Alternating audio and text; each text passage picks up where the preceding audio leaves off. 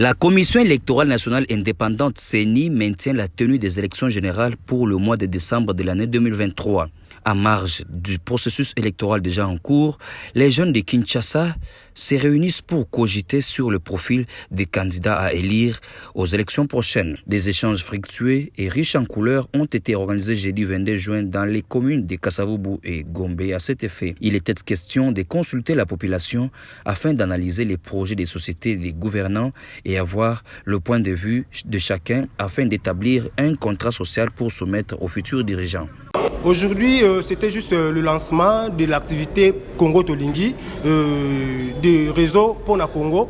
Voilà, on avait voulu partager avec les habitants de Kasavubu, parler avec eux, savoir quels sont leurs problèmes qui leur préoccupent beaucoup plus, de nous donner ça pour énumérer certains problèmes, pour en faire un cahier de charges qui nous permettra de faire avancer les pays dans les jours à venir. Cette campagne pour essayer de voir qui on peut voter, qui il ne faut pas voter.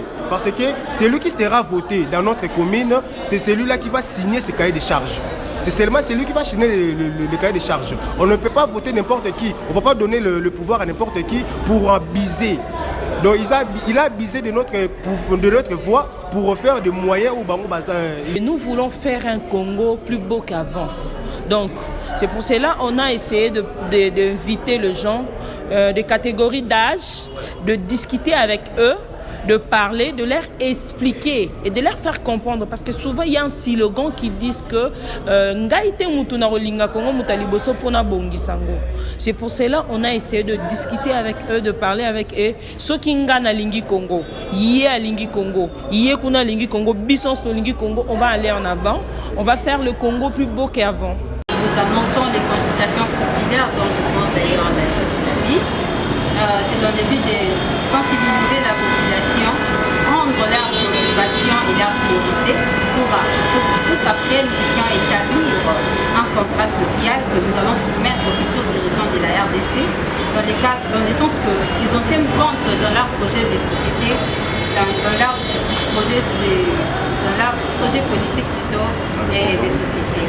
Et j'annonce ces messages congolais qui vont suivre ces reportages pour dire partout là où vous êtes, s'il n'y a pas encore de consultations qui se sont faites, donc vous allez voir le membre du réseau Pona Congo chez vous pour dire que venez, nous allons parler du Congo. En tout cas, n'hésitez pas. Ce n'est pas dans le cadre politique, c'est en fait pour notre bien, c'est pour nous préparer, de pouvoir bien choisir nos dirigeants pour le Congo que nous voulons. À en croire les initiateurs de ces cadres de concertation, cette initiative consiste à éveiller la conscience des Congolais pour un futur meilleur après chaque cycle électoral. Avec les idées échangées au cours de ces assises, les électeurs pourront se faire une idée générale sur le choix à porter sur les candidats d'après les organisateurs de ces assises.